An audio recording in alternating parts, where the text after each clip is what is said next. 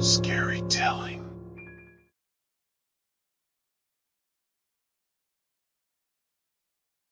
I never believed in the supernatural until the day my daughter's teddy bear was covered in blood. It was a typical Saturday afternoon, and my daughter and I were playing in her room. She had just turned 4, and she was fascinated by her teddy bears. As we were playing, my daughter walked up to me asking, "Mommy, who is that man behind you?" I turned with an uneasy feeling to find no one standing there. I looked back to tell her there was nothing there, but my words caught in my throat when I saw that the teddy bear she was just holding was now covered in blood. My heart raced as I grabbed the bear from her, and I quickly searched her room, but there was no sign of anyone or anything that could have caused the blood. I tried to calm myself, thinking it was just a prank or a coincidence, but something inside me knew that this was just the beginning. Over the next few days, strange things started happening in our house. Doors would open and close on their own, and I could hear footsteps in the hallway when no one was there. My daughter started having nightmares, and she would wake up screaming about a man who was covered in blood. I didn't know what to do, so I reached out to a friend who was a psychic. She came to our house and immediately sensed that something was wrong. She told me that our house was haunted by a spirit who had died a violent death. I was skeptical, but my skepticism vanished when my daughter's teddy bear was covered in blood again. This time, the blood was fresh, and there was no doubt that it was real. I knew that I had to do something, so I started researching everything I could about ghosts and spirits. I read every book I could find, and I even went to a priest for help, but nothing seemed to work. One day, I decided to take matters into my own hands. I started setting up cameras around our house, hoping to capture some evidence of the spirit. For days, I watched the footage, and there was nothing. But then, on the 5th day, I saw something that chilled me to the bone. It was a figure, a man covered in blood, walking through our hallway. I couldn't believe what I was seeing, and I watched the footage over and over again, hoping that it was just my imagination. But it wasn't. I realized that we were not alone in our house, and I knew that I had to find a way to get rid of the spirit. I tried every method I could think of, from burning sage to reciting prayers, but nothing worked. One night, as I was lying in bed, I heard a voice whispering my name. It was a voice that I had never heard before, and it sent chills down my spine. I sat up in bed, and I saw him again. The man covered in blood. He was standing in front of me, his eyes glowing with an otherworldly light. He told me that he had been killed in our house, and that he was trapped there, unable to move on. He said that he needed my help to find peace, and that he would leave us alone if I could help him. I was terrified, but I knew that I had to try. I listened as he told me his story, and I realized that he was a victim of a violent crime that had happened in our house years ago. He had been killed by his own family, and his body was never found. With his guidance, I was able to find his remains, buried in the basement. I called the police, and they were able to identify him and bring his killers to justice.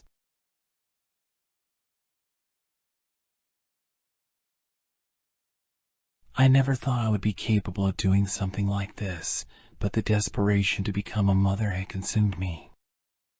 I had tried everything, from fertility treatments to adoption, but nothing had worked. And then, one day, I snapped. I couldn't wait any longer. I needed to have a child, to feel its tiny body growing inside of me. And so, I grabbed a knife and prepared to do the unthinkable. It was a hot summer night, and the moon was full and bright. I had gone to bed early, but I couldn't sleep. My mind was racing with thoughts of motherhood, of what it would be like to hold my own child in my arms. As I lay there, tossing and turning, a strange sensation began to spread through my body. It was like something was trying to claw its way out of my stomach, tearing at my insides with sharp claws. At first, I thought it was just indigestion or some kind of stomach bug. But as the pain grew worse and worse, I knew something was seriously wrong. That was when the idea came to me. If the baby wouldn't come out on its own, I would have to take matters into my own hands. I grabbed the knife from the kitchen and made my way back to my bedroom. The pain was so intense that I could barely stand, but I knew I had to keep going. I took a deep breath and began to cut into my own flesh, slicing through the layers of skin and muscle until I could feel the baby inside of me. It was a sickening, horrifying sensation. I could feel the blood pouring out of me, feel the knife scraping against my bones. But I was determined to see this through, to become the mother I had always wanted to be. And then, suddenly, everything went black. When I woke up, I was in a hospital bed with a team of doctors and nurses hovering over me. They told me that I had been found unconscious on the floor with a bloody knife still clutched in my hand.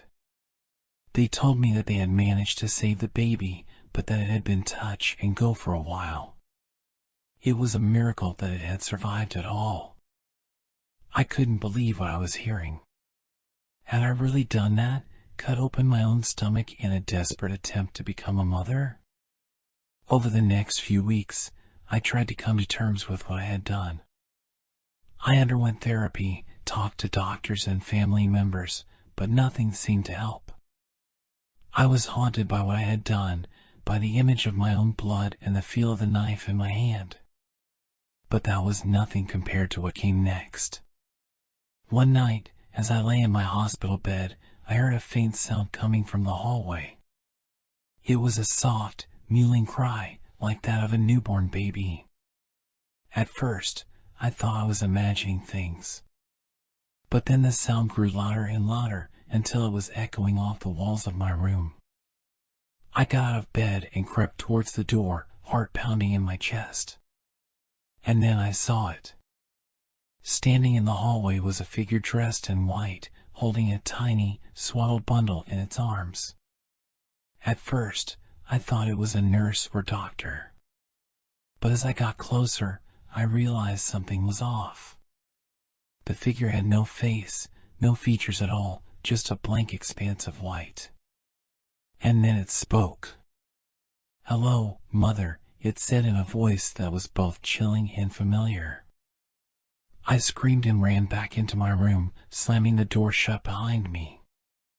But the sound of the baby's cries followed me, growing louder and more insistent.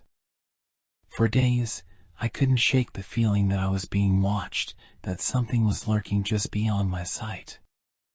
And then, one night, I woke up to find the figure standing at the foot of my bed.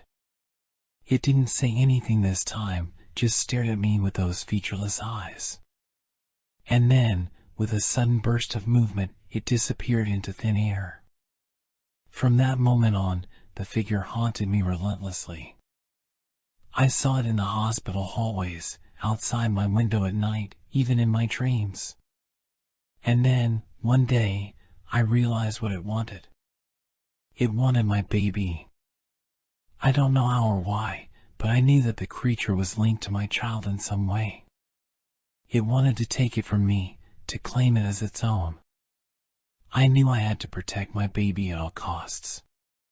But how do you fight a creature that seems to defy all laws of nature? I soon realized that the only way to defeat the creature was to confront it head-on. I had to face my fears, to stand up to the thing that had haunted me for so long. And so, one night, I armed myself with a knife and waited for the figure to appear. When it did, I didn't hesitate. We fought for what felt like hours, slashing and stabbing at each other with a frenzy that bordered on madness. Blood flew and screams echoed through the halls of the hospital, and I knew that this was a fight to the death. In the end, I emerged victorious. The creature lay dead at my feet, its blank white face forever frozen in a look of horror. But the victory was bittersweet. I had lost so much, had given up so much just to become a mother. And now, with the creature defeated, I was left with nothing but a tiny, fragile life to protect. I realized that motherhood was a burden, a weight that would never leave me. But I was willing to carry it, no matter the cost. Because in the end, what else was there?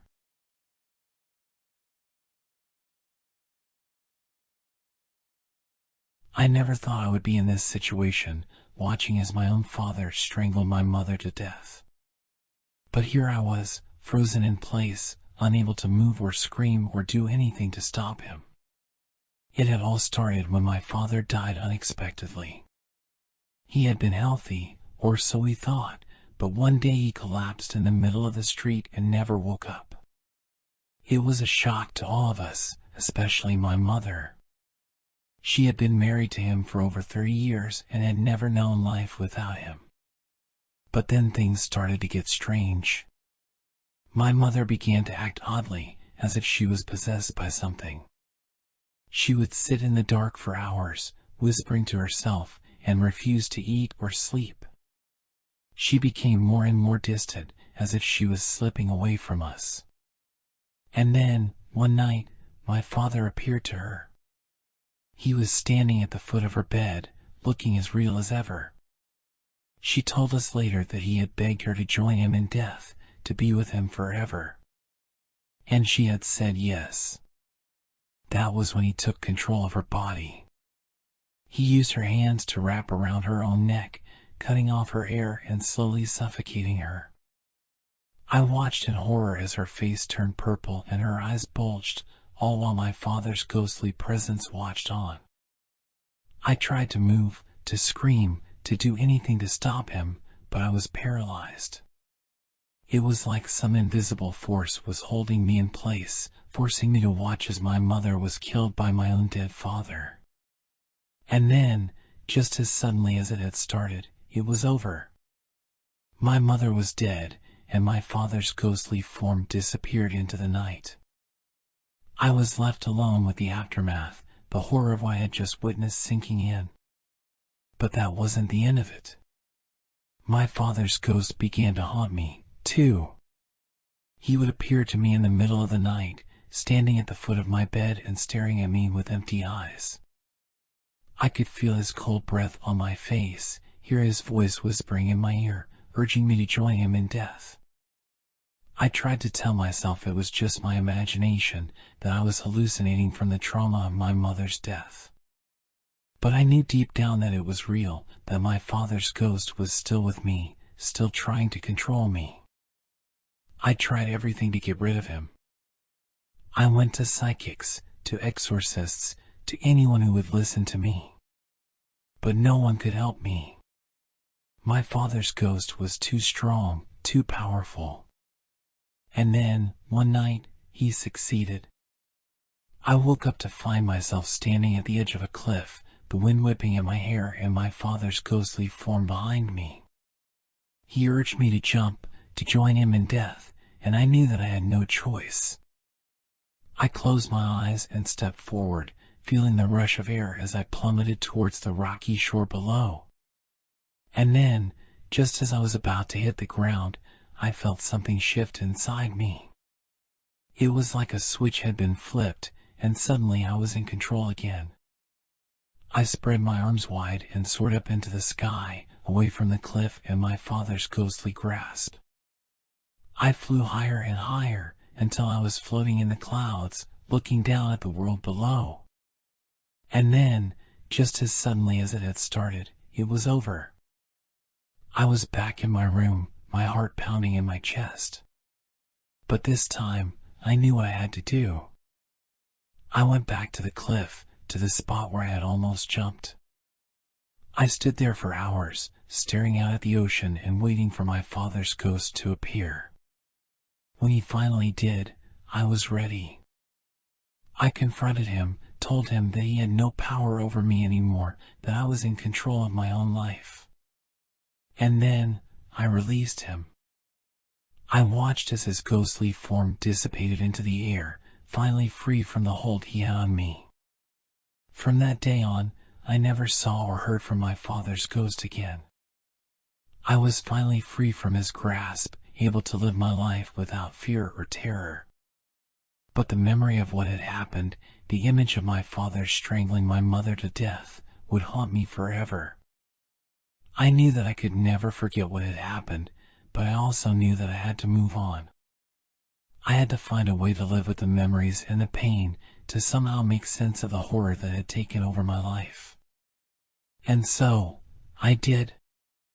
I found a way to heal, to move forward, to live my life without fear or the haunting presence of my father's ghost. But the memory of his dead man's hands, wrapped around my mother's neck, would stay with me forever.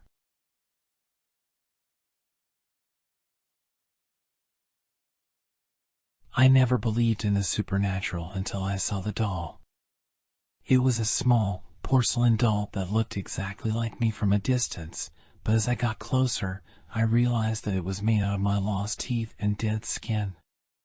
It was the most terrifying thing I had ever seen. I first saw the doll in my grandmother's attic. It was hidden away in a corner, covered in dust and cobwebs. My grandmother had always been obsessed with dolls, and she had an extensive collection of them, but I had never seen this one before. As I reached for the doll, I noticed that it was unusually heavy. I lifted it up and examined it closely, and that's when I saw that it was made out of my own body parts. I screamed and dropped the doll, backing away from it as fast as I could. I felt sick to my stomach and I couldn't stop shaking. I knew I had to leave the attic, but I was too scared to move. That's when I heard a voice whispering my name. It sounded like it was coming from the doll. I tried to run, but my legs wouldn't move. I was paralyzed with fear. The voice grew louder, and I could hear it laughing. It was a cruel, mocking laugh, and it sent shivers down my spine. Suddenly, the doll began to move. It crawled towards me, its tiny porcelain hands reaching out to grab me. I managed to break free from its grasp and ran out of the attic, slamming the door shut behind me. I couldn't stop shaking and I could barely breathe. I knew that I had to get rid of the doll, but I didn't know how. Over the next few days, I began to notice strange things happening around me. Every time I walked into a room, I could feel someone watching me. I would hear footsteps in the hallway at night, even though I knew I was alone in the house. Then one night, I woke up to find the doll sitting on my chest, staring at me with its lifeless eyes. I screamed and tried to push it away, but it was too strong. It began to crawl inside me, and I felt its tiny porcelain fingers digging into my skin. I could feel its cold breath on my face, and I knew that it was trying to take over my body. I fought with all my strength, but it was no use. The doll was too powerful. I woke up the next morning, feeling drained and weak. I knew that I had to get rid of the doll once and for all. I packed it in a box and took it to a nearby river, throwing it into the water and watching as it was swept away by the current. But the nightmares didn't stop. Every night, I would dream of the doll, crawling towards me, trying to take over my body. I knew that I could never escape it. The doll was a part of me now, and it would haunt me for the rest of my life. From that day on, I was never the same. I was always afraid, always looking over my shoulder, always feeling like something was watching me. I knew that the doll was still out there, waiting for me to let my guard down. And every now and then, when I least expected it, I would catch a glimpse of it out of the corner of my eye, staring at me with its lifeless eyes, reminding me that I could never escape it.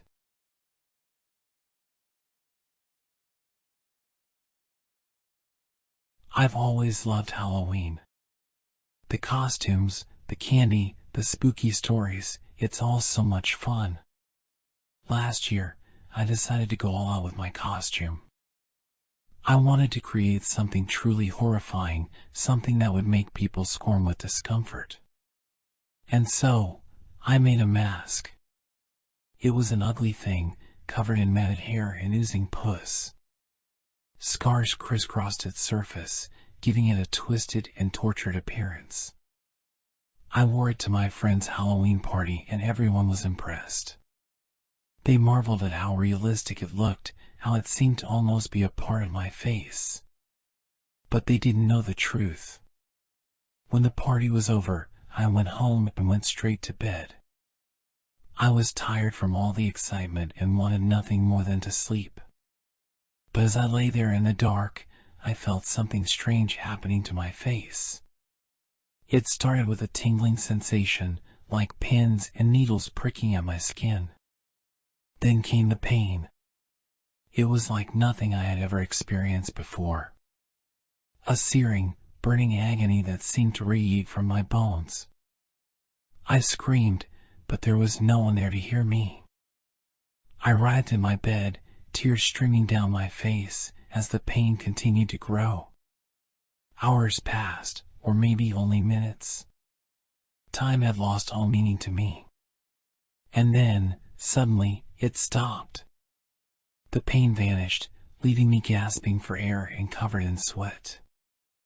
I stumbled to the bathroom, my legs weak and trembling, and flicked on the light. What I saw in the mirror made me scream again. The mask was still there, but it was no longer a separate thing. It had become a part of me. My skin had fused with the hair and the scars, twisting and contorting my face into a grotesque parody of what it had once been. I looked like a monster, like something out of a nightmare. I tried to rip the mask off, but it was no use. It was a part of me now, and it seemed to be growing. The hair spread across my face, snaking its way down my neck and over my chest. The pus continued to ooze, staining my clothes and filling the air with a sickly sweet odor. And the scars, oh the scars. They seemed to pulse with a life of their own, throbbing and twisting in time with my heartbeat. I was trapped inside my own body. I couldn't leave my apartment. I couldn't go outside. I was a freak, a monster, and no one could ever see me like this. And so, I stayed inside, alone and afraid. But it wasn't just fear that I felt. There was something else, something dark and twisted. It was like the mask had brought out the worst in me, like it had unleashed some primal force inside me that I could never have imagined. I felt a hunger for something unspeakable. I tried to fight it, I really did. But the hunger was too strong. It consumed me, drove me to do things that I can never forget. Things that I can never forgive myself for. And so, here I am. Alone in the dark, with the mask that became me. I don't know how much longer I can hold on, how much longer I can keep the hunger at bay. But I do know one thing. I'll never take off this mask again.